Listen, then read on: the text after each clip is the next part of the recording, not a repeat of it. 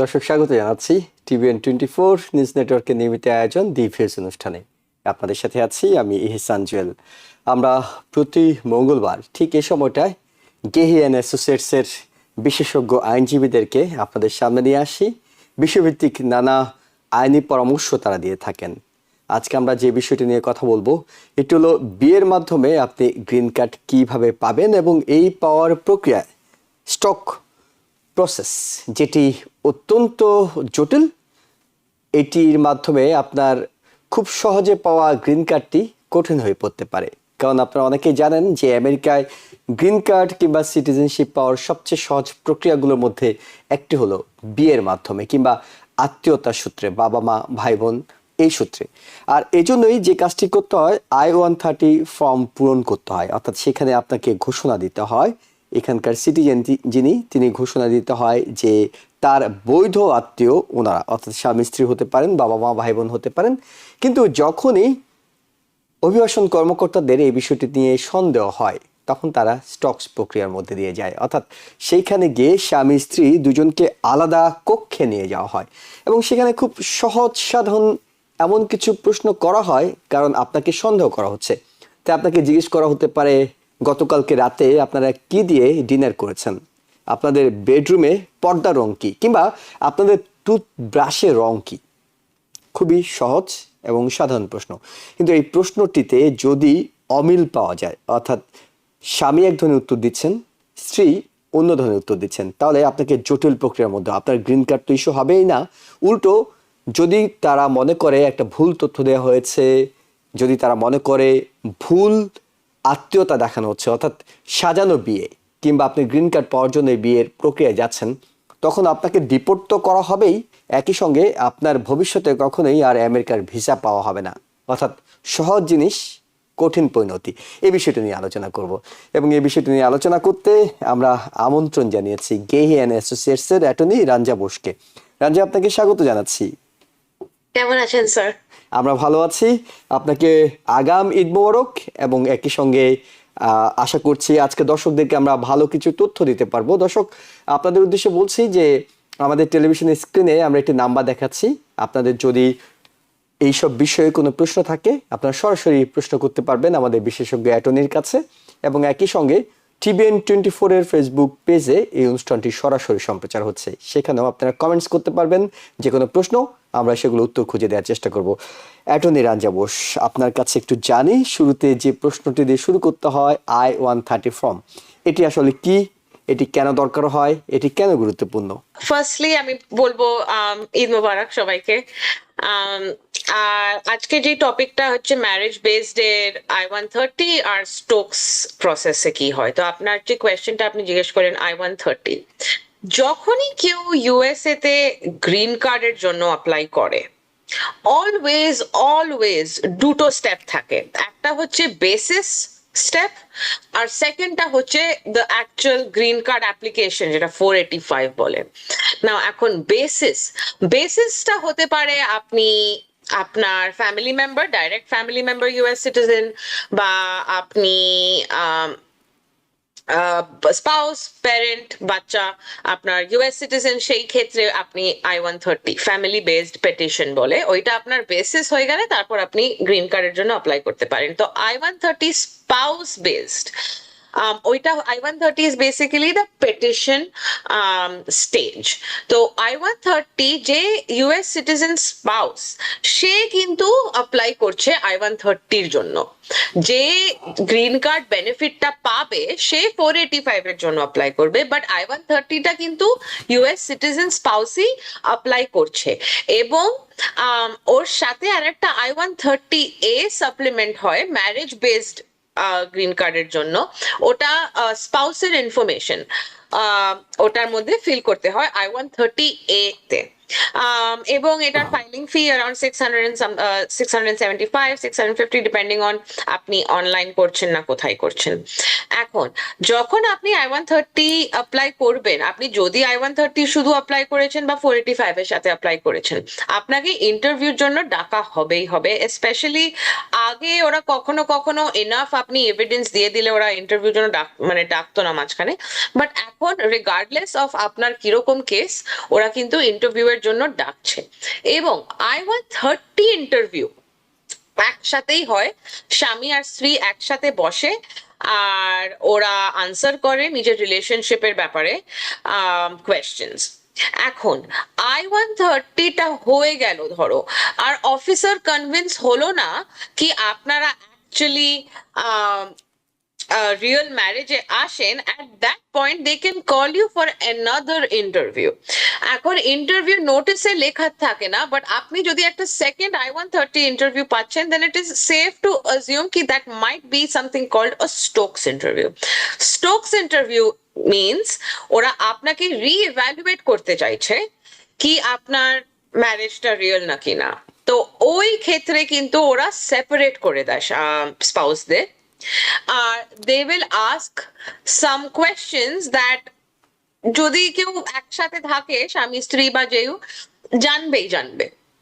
যেরকম আপনি যেরকম এক্সাম্পল ঠিক দিয়েছিলেন, ঢুকে ফার্নিচার কি আছে ফর এক্সাম্পল, এইটা তো স্বামী স্ত্রী রোজ ঢুকছে বাড়িতে কাজ করে ঢুকছে, বলছেন আমরা একসাথে থাকবে, অবভিয়াসলি জানবেন।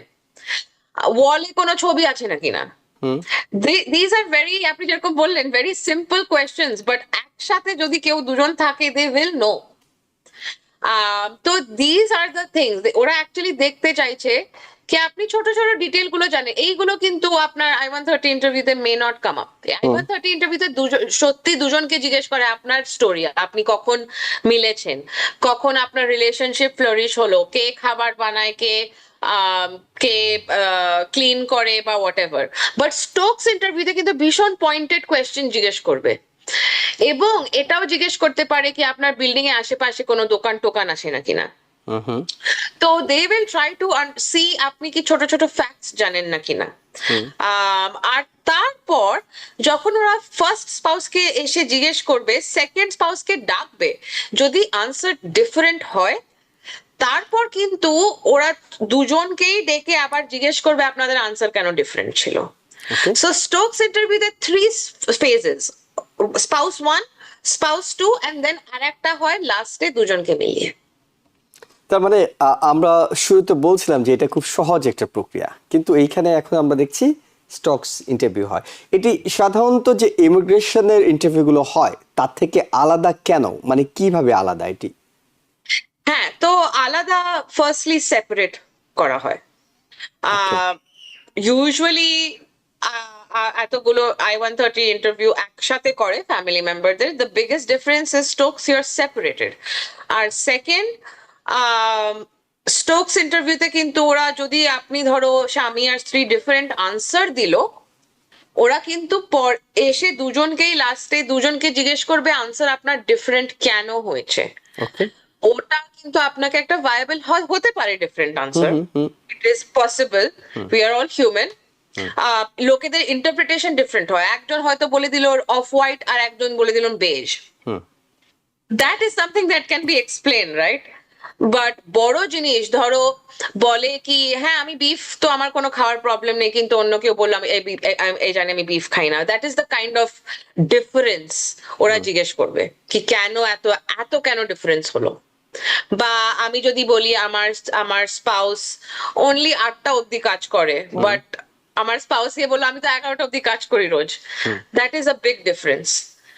বাট ছবিটা এই ফুল না ওই ফুল, that is a small difference that can be explained away. ওইটার জন্যই লাস্টে দুজনকে আবার ডাকে ওরা। ওকে, আমরা যে বিষয়টি আপনার কাছে জানতে চাই সেটি হলো যে অনেক সময় তো মানুষ ভুলে যান, মানে খুব স্বাভাবিকভাবে স্মৃতিশক্তির কারণে, যেটি আমরা বলছিলাম যে ভুলে যান, কিংবা পারসেপশনটা আলাদা থাকে। অর্থাৎ আপনাকে হয়তো জিজ্ঞেস করা হলো যে আপনি কি রাগী, আপনার হাজবেন্ড কি রাগী, আপনি বললেন হ্যাঁ ও তো খুব রাগী, কিন্তু আপনার হাজবেন্ডকে জিজ্ঞেস করলো আপনি কি রাগী, উনি তো বলবেন না আমি তো একদম পানির মতো শান্ত, একেবারেই শান্ত। পারসেপশন ভিন্ন। আমরা জানতে চাচ্ছি এই যে আপনি বললেন যে দুটো প্রশ্নের যদি উত্তর আলাদা হয় তখন কি হয়? তো স্যার ফার্স্টলি স্টোকস ইন্টারভিউতে they are not trying to figure out things like ওনার কি রাগী নাকি না, কেননা এটা সত্যি ভীষণ সাবজেক্টিভ জিনিস। স্টোকস ইন্টারভিউতে they will ask mostly things যেটার একটা অবজেক্টিভ ওয়ান আনসার হবে। ড্রয়িং রুমে কতগুলো সোফা আছে, okay. that is really not a matter of interpretation. Either দুটো সোফা আছে বা পাঁচটা সোফা আছে. হুম হুম। Now there might be a difference in interpretation what counts as a sofa. ওকে। তো ওই জন্যই কিন্তু ওরা লাস্টে আবার দুজনকে ডেকে ওরা জিজ্ঞেস বলে কি করে। ঠিক আছে আপনি বলেছেন দুটো সোফা আর আপনি বলেছেন তিনটে সোফা, এই ডিফারেন্সটা কেন? হয়তো একজন একটা চেয়ার কে সোফা রাখছিল, হুম হুম। তাহলে ওটা ওরা এক্সপ্লেন করে দিতে পারে, you can explain the discrepancy. Okay. বা আমি যেরকম এক্সাম্পল দিলাম, একজন বললো হোয়াইট কালার আর একজন অফ হোয়াইট কালার আর একজন বেজ বললো, হুম হুম। তো ওরা জিজ্ঞেস করবে কি এই ডিফারেন্সটা কি। তারপর স্বামী স্ত্রীর, ওরা তো একটা স্বামী স্ত্রীর কমিউনিকেশনও দেখবে, যদি দেখে বলে কি ঠিক আছে তো ওটা হোয়াইট ছিল, ওটা মানে কথা বলে না স্বামী স্ত্রী মিলে, হ্যাঁ। ওটা যদি অফিসার দেখে কি ঠিক আছে সত্যি ডিফারেন্স ইন ইন্টারপ্রিটেশন, তাহলে ঠিক আছে।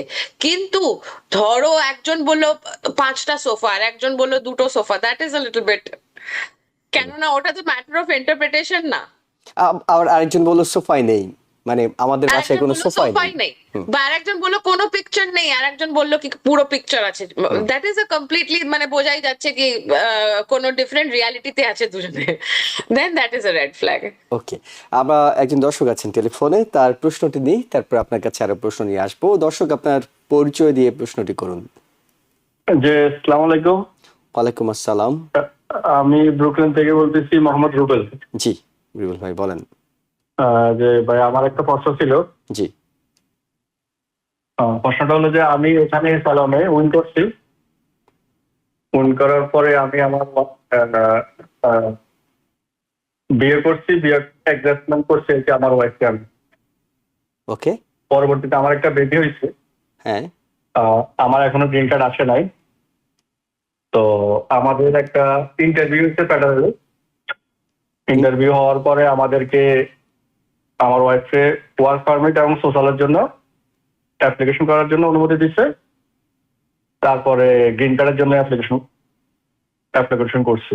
হুম এখন আমার ওয়াইফের ফিঙ্গারপ্রিন্ট হয়েছে, হুম। এখন পর্যন্ত এইভাবে আছে 1 ইয়ার হয়ে গেছে। ওকে। তো এক্ষেত্রে কি আমাদের কোনো অ্যাডজাস্টমেন্টের সমস্যা হবে অথবা মানে সমস্যা। স্যার আপনার ওয়াইফ এখানে? যে ওয়াইফ এখানে, আমার একটা বেবি আছে 17 মাসের।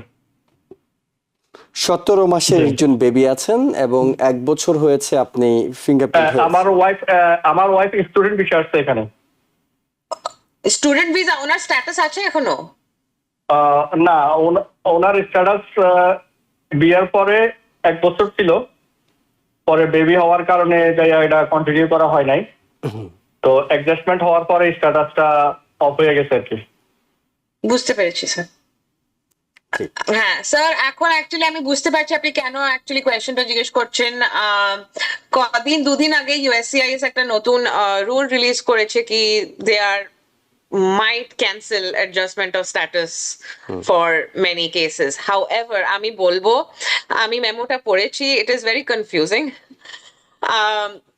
এখনো কিন্তু কোনো কিছু সলিড হয়নি।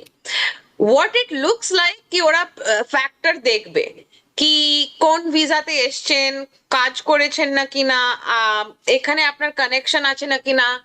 তো রিয়েলি স্যার এখন বলা যাচ্ছে না। As the law stands yes এখানে অ্যাডজাস্ট করতে পারে অ্যাজ দ্য ল স্ট্যান্ডস, কিন্তু নতুন যে ইউএসসিআইএস এর মেমোটা এসছে ফ্রাইডে যে নতুন মেমোটা এসছে ওটার পরে উই রিয়েলি ডোন্ট নো কি করে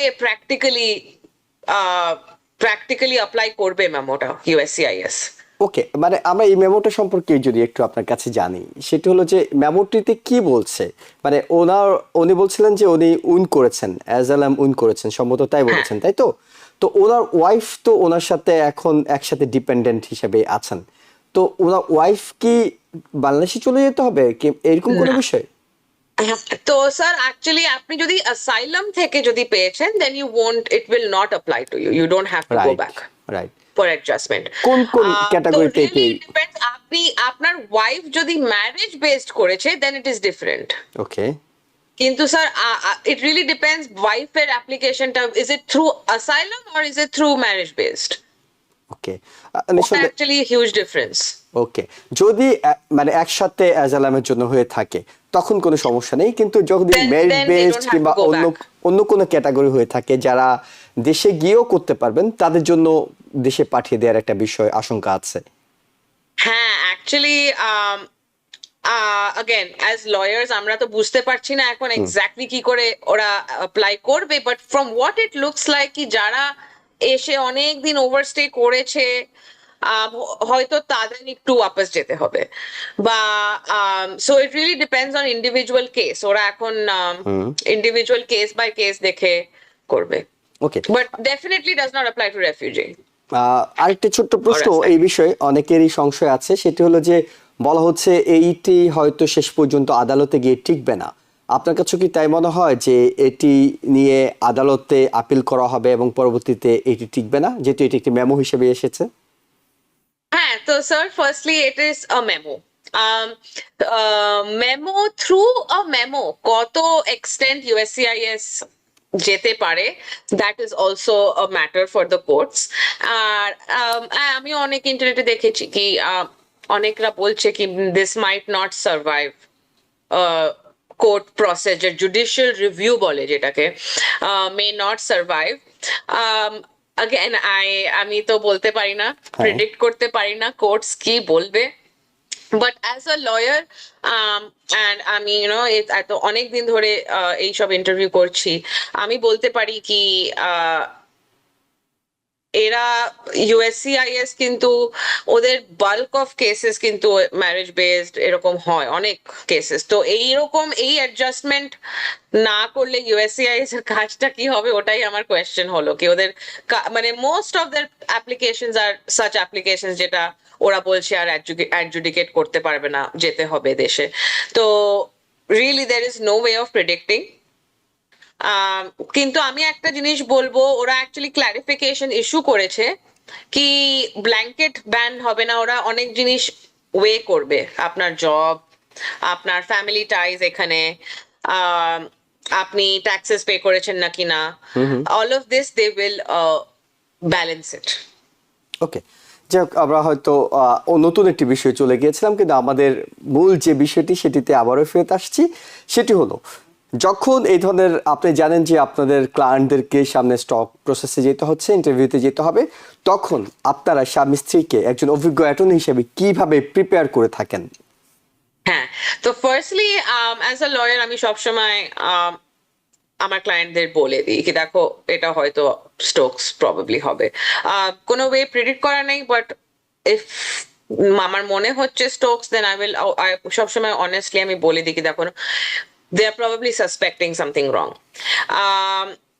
আর কিরম করে প্রিপেয়ার করা হয়, তো ফার্স্টলি আমরা অবভিয়াসলি প্রিপারেশনের সময় স্বামী স্ত্রীকে একসাথে রাখি, আর আমরা ওদের রিয়েলি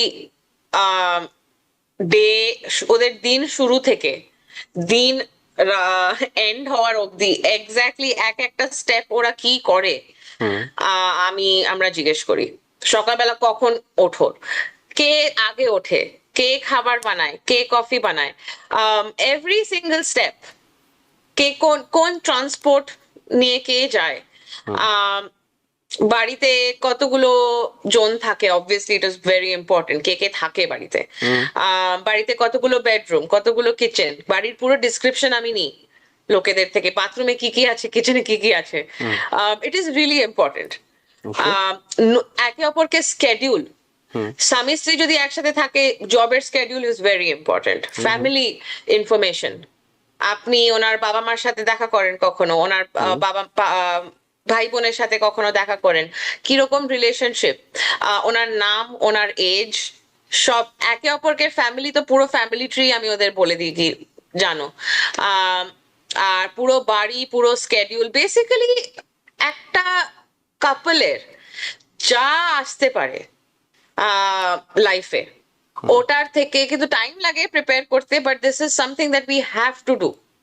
অ্যান্ড অ্যাজ লয়ার্স আমরা কিন্তু ডিটেলস উই নো কি কি ডিটেলস জিজ্ঞেস করবে, যেরকম আমি বললাম কতগুলো ছবি আছে, কি কি ছবি আছে, those are the kind of things that they are looking for, তো আমরা ওটা প্রিপেয়ার করি Gehian associates every if we predict যদি স্টোকস ইন্টারভিউ হয়, ইউজুয়ালি সেকেন্ড একটা ইন্টারভিউ নোটিস আসলেই তার মানে মোস্ট প্রবাবলি হতে পারে। তো we always prepare for Stokes. Okay, আরেকটা গুরুত্বপূর্ণ বিষয় সম্ভবত আপনারা বলে থাকেন কিনা আপনাদের ক্লায়েন্টদেরকে, সেটা হলো ইউএসসিএস এর যে অফিসার তিনি কিন্তু যাননি আপনার বাসায়, তিনি কিন্তু আপনাকে জিজ্ঞেস করছে, তিনি যে আপনাকে জিজ্ঞেস করছে আপনার পাশের গ্রোসারিটার নাম কি, তিনি কিন্তু জানেন না আপনার পাশের গ্রোসারিটার নাম কি, তিনি কি জানেন? মানে তার কাছে কি এই তথ্যগুলো থাকে? ইট is very easy to Google sir. Okay. Officer সামনেই গুগল করে দেবে, ঠিক আছে বাড়ির সামনে কি আছে, ডলার ট্রি আছে, হ্যাঁ। 7-Eleven আছে, হ্যাঁ, কি কোন রাস্তা আছে আশেপাশে, আচ্ছা, তো পার্ক কোনটা ওটা আছে? ওরা গুগল ম্যাপ করে দিয়ে দেখে নেয়, ওই অন দ্য স্পট দেখে নেয় ওকে, কি তার কি মানে আছে। অবশ্যই আপনাকে সতর্ক থাকতে হবে এবং অবশ্যই আপনাকে সঠিক তথ্যটা বলার চেষ্টা করতে হবে। হ্যাঁ, বিকজ দে হ্যাভ, ওরা তো হয়তো বাইরে যায়নি, but they have access to the internet and they have access to all the resources to see কি আপনি ঠিক বলছেন নাকি না। গুরুত্বপূর্ণ যে প্রশ্নটি সেটা হলো, স্টকস ইন্টারভিউর যখন রুমে নিয়ে যাওয়া হয় সেখানে কি অ্যাটর্নিরা যাওয়ার সুযোগ থাকে? তাদের ভূমিকা কি থাকে? ইয়েস, আমি সবসময় বলি ক্লায়েন্টদের, কি ধরুন আপনি যদি প্রেডিক্ট করছেন আপনার Stokes interview, definitely attorney every স্টেজে থাকতে পারে। Okay. স্পাউস 1 কে যখন কোয়েশ্চেন করছে, স্পাউস 2 কে যখন কোয়েশ্চেন করছে, আর দুজনকে একসাথে যখন কোয়েশ্চেন করছে, your attorney can be there. In fact attorney, as an attorney আমি যদি দেখি কি কোনো উল্টো পাল্টা জিজ্ঞেস করছে বা maybe something this is too private, not suppose to be asked, এইসব জিনিসে আমি তো অবভিয়াসলি আমাদের কাজ অবজেক্ট করার। আর যদি আমরা দেখি কি অফিসার কখনো কখনো একটু হয়তো হ্যারাস করছে, Right. রিয়েলি ধরো হয়তো একজন পিঙ্ক কালার বলেছে, একজন রেড কালার বলেছে, it is not that big of a difference, কিন্তু কখনো কখনো অফিসার এসে বলবে এত ডিফারেন্স কেন, তো ইন দ্যাট কেস আমাদের জব হচ্ছে ওদের বলা কি লিসেন, ইটস রিয়েলি এত, it's possible to mistake pink for red and red for pink. তো আমি জাস্ট গিভিং এন এক্সাম্পল, তো এরকম সময় আমরা কিন্তু ইন্টারভিন করতে পারি কি অফিসার আপনার, it is this can be a matter of interpretation. আমরা ইন্টারভিন করে আমাদের ক্লায়েন্টের জন্য অ্যাডভোকেট করতে পারি।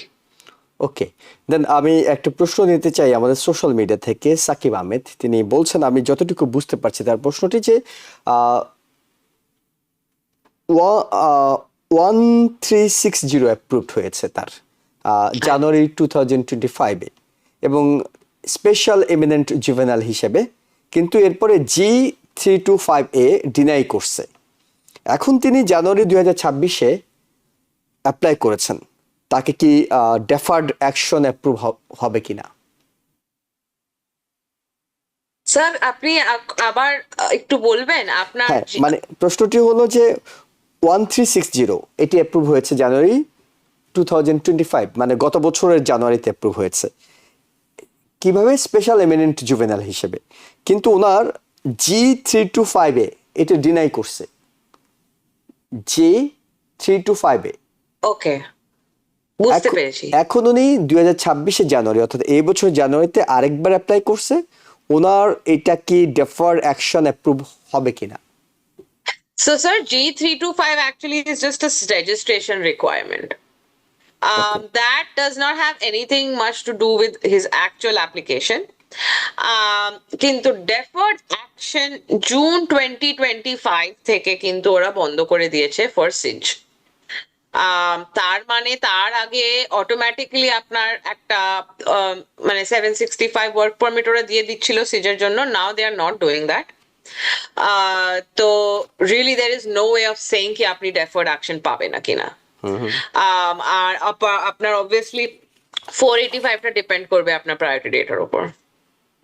ওকে, আশা করি দর্শক আপনার প্রশ্ন উত্তরটি পেয়েছেন। আমরা ছোট্ট একটি বিরতির পর আবারও ফিরছি অ্যাটর্নি রাঞ্জা ঘোষ আপনার কাছে। দর্শক আমাদের সঙ্গে থাকুন। দর্শক আবারও স্বাগত জানাচ্ছি দি ভিউজ অনুষ্ঠানে। আমরা কথা বলছিলাম গেহি অ্যান্ড অ্যাসোসিয়েটস এর অ্যাটর্নি রাঞ্জা ঘোষের সঙ্গে, আলাপ করছিলাম বিয়ের মাধ্যমে কিভাবে গ্রিন কার্ড পাবেন, তবে এই পাওয়ার প্রক্রিয়ায় স্টক ইন্টারভিউটা কতটা গুরুত্বপূর্ণ এবং এটি কিভাবে আপনি উতরে যাবেন। দর্শক আছেন টেলিফোনে। রাঞ্জা ঘোষ, আমরা টেলিফোনের দর্শকের টেলিফোনটি নিই, প্রশ্নটি নিই, তারপর আপনার কাছে প্রশ্নে ফিরবো। দর্শক প্রশ্ন করুন। হ্যালো, আসসালামু আলাইকুম। আমি ওয়ালাইকুম- জর্জিয়া থেকে দাঁড়িয়ে বলতেছি। জি। আমার একটা প্রশ্ন হচ্ছে আপনাদের কাছে। আমি অ্যাপ্লাই করেছি আমার হাজবেন্ডের জন্য সিটিজেন এখানে, কিন্তু এতদিন তারা ওয়েটিং এ রাখছিল। ওই ইমেল দিলে বা জিজ্ঞাসা করলে যে নেক্সট কি করবো বা কি, কোনো ডকুমেন্ট চাচ্ছিল না, সবকিছু জমা নিচ্ছিল।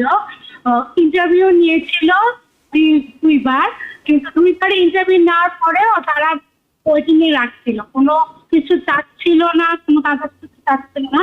কিন্তু গতকালকে একটা ইমেল দিচ্ছে যে পিটিশনার এটা, আমি ইমেলটা একটু পড়ছি, তার নিয়ে একটু সময় দেবে।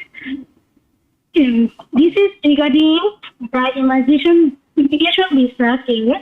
This petition has been refused under Section I and H 221G 8 USC 12013 because the application failed to complete with the provision of the INA.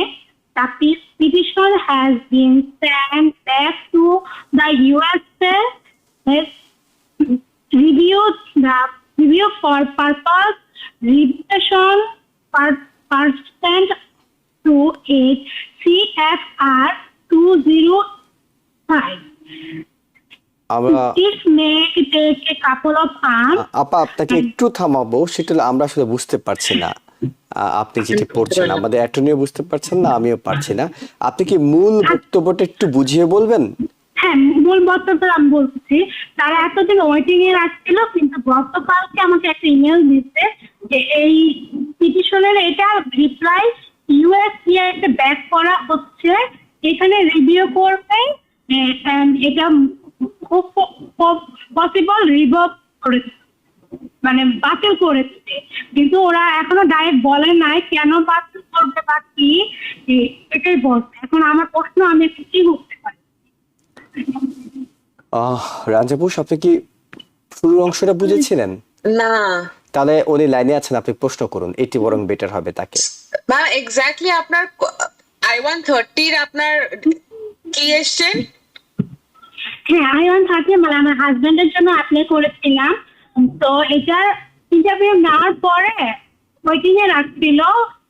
Last interview অক্টোবরে নিচ্ছে, নেওয়ার পরে 6 মাস ওয়েটিং রাখছিল। তো গতকালকে একটা ইমেল দিচ্ছে যে এই অ্যাপ্লিকেশনটা ব্যাক ইউএসসিআইএস এ পাঠানো হচ্ছে ফর রিভিউ অ্যান্ড রিভিটেশন।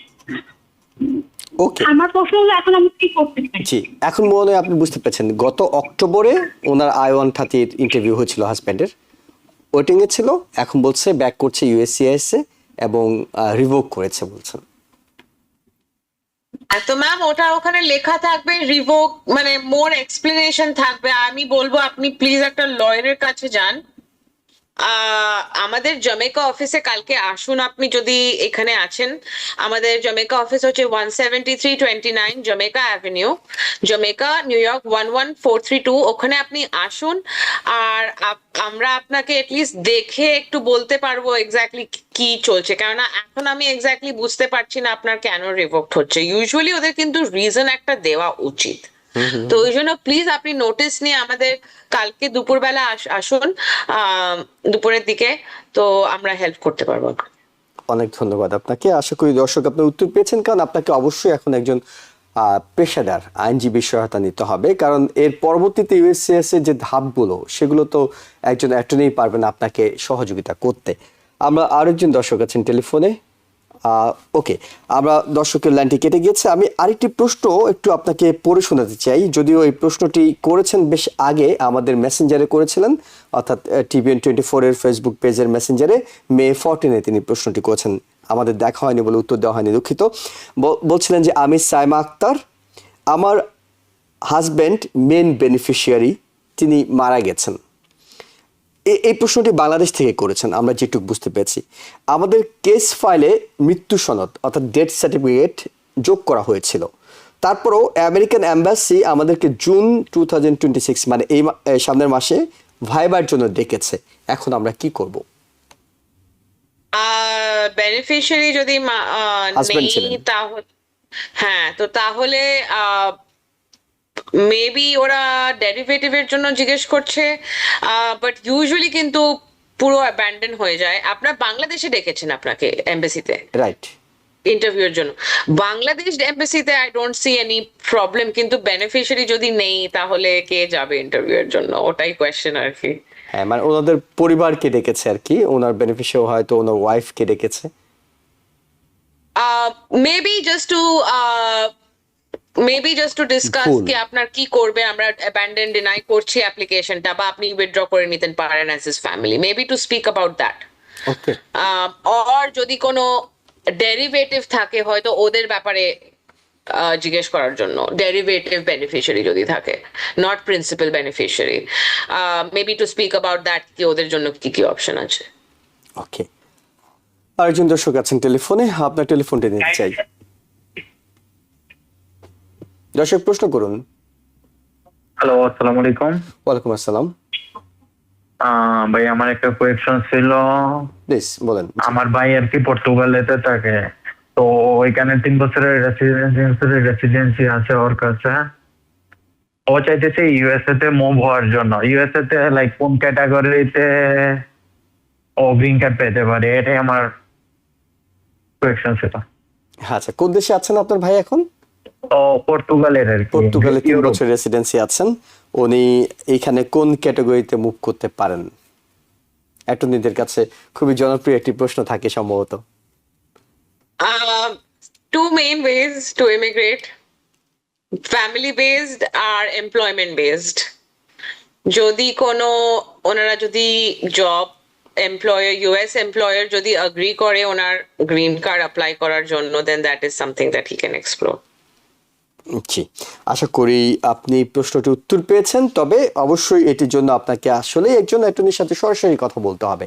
সেখানে গিয়ে প্রত্যেকটি পরিস্থিতি কি, উনি কোন ক্যাটাগরিতে আছেন, কতটা ওনার সামর্থ্য আছে, তিনি কি বিজনেস ক্যাটাগরিতে আসতে পারবেন কিনা, নানা ধরনের বিষয়গুলো আছে, আনস্কিল্ড ক্যাটাগরিতে আসতে পারবেন কিনা, এগুলো একজন অ্যাটর্নি আপনাকে সরাসরি আনসারগুলো করতে পারবেন। আশা করি দর্শক আপনি প্রশ্ন উত্তরগুলো পেয়েছেন। একেবারে শেষ দিকে আছি, অ্যাটর্নি রঞ্জা বোস, যেটি জানতে চাই, অনেকে মনে করেন যে I-130 ফর্মটা আমি নিজে নিজে ফিল আপ করে জমা দিতে পারি, আমার আবার অ্যাটর্নির কি দরকার? এই ক্ষেত্রে কেন আপনার কাছে মনে হয় একজন অ্যাটর্নির পরামর্শ নিয়ে এই প্রসেসের মধ্যে যাওয়া উচিত? স্যার আমি বলবো I-130 ফর্ম ফিলিংটা, ইনফরমেশনটা কিন্তু বেশি কিছু কমপ্লিকেটেড মেবি নট হতে পারে, লোকেরা ভাবতে পারে কি it's not, but actual immigration form in general USA te gets very confusing sometimes, কেননা one word can be interpreted in many ways. তো ওই জন্য আমি সবসময় বলি, স্ট্রেট ফরওয়ার্ড কেস হলে লোকেরা ভাবে কি আমরা করে নেব, ঠিক আছে, বাট ধরো মোস্ট কেসেস স্ট্রেট ফরওয়ার্ড হয় না। কারোর একটা ওভারস্টে আছে, কারোর একটা ক্রিমিনাল রেকর্ড আছে, কারোর একটা আনলফুল প্রেজেন্স আছে, ইনভ্যালিড এন্ট্রি আছে। এই কেসে কিন্তু it gets very critical to have a lawyer with you, কেননা লয়ার কিন্তু আপনাকে বলতে পারবে আপনাকে নেক্সট স্টেপটা কি যদি ডিনাই হয়ে গেল, বা ইন্টারভিউটা অ্যাটলিস্ট দেখে ওরা বলতে পারবে কি কি নেক্সট স্টেপটা নেওয়া উচিত। কমপ্লিট স্ট্রেট ফরওয়ার্ড কেস কিন্তু পুরো সে স্ট্যাটাসেও আছে বা ফিয়ান্সে ভিসাতে ঢুকেছে, এইগুলো অনেক কম হয়। মোস্ট ফ্যামিলি বেসড পেটিশন ও স্পাউস একটু কমপ্লিকেটেড হয়, life is complicated actually. Right, right. তো ওই জন্যই আমি বলি কি ঠিক আছে করতে পারেন, but always to be, if you want to make it perfect, অনেক ছোট ছোট জিনিস থাকে যেরকম Of ইউএস course, আপনাকে একজন প্রফেশনালের সহযোগিতা নেওয়া উচিত পারফেকশনের হ্যাঁ। জন্য।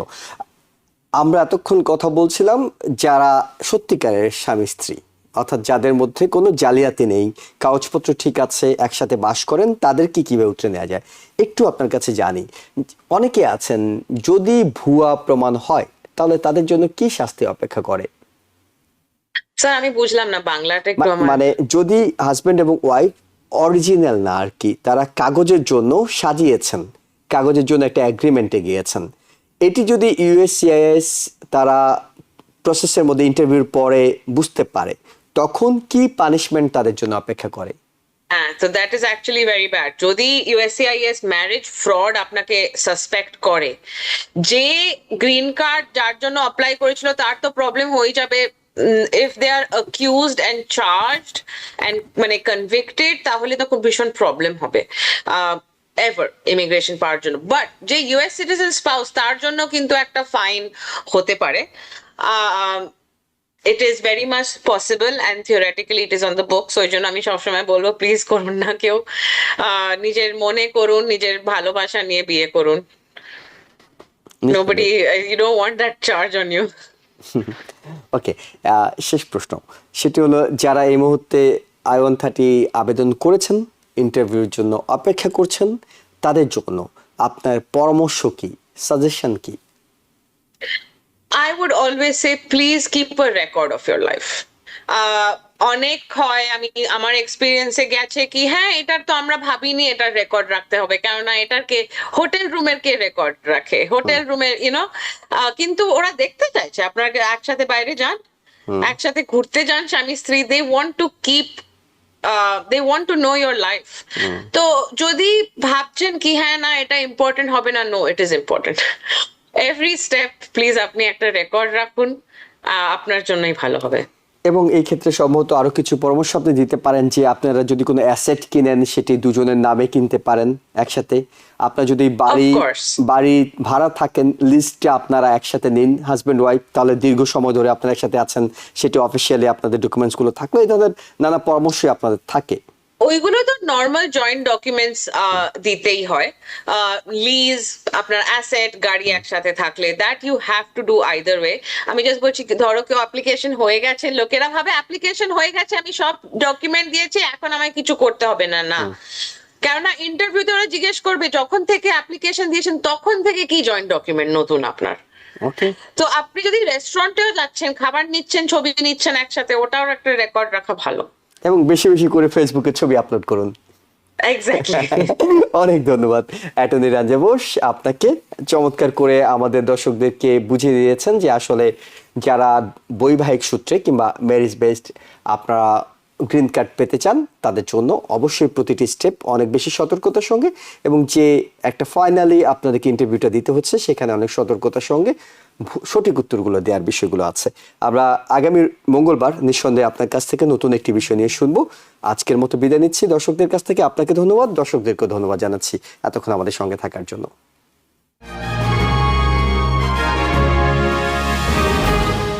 TBN 24 টেলিভিশন দেখতে আজই কল করুন 7187776556। লগ ইন করুন www.totalcablebd.com। নিউ ইয়র্ক থেকে সম্প্রচারিত TBN 24 টেলিভিশন বিশ্বজুড়ে বাঙালির কণ্ঠস্বর।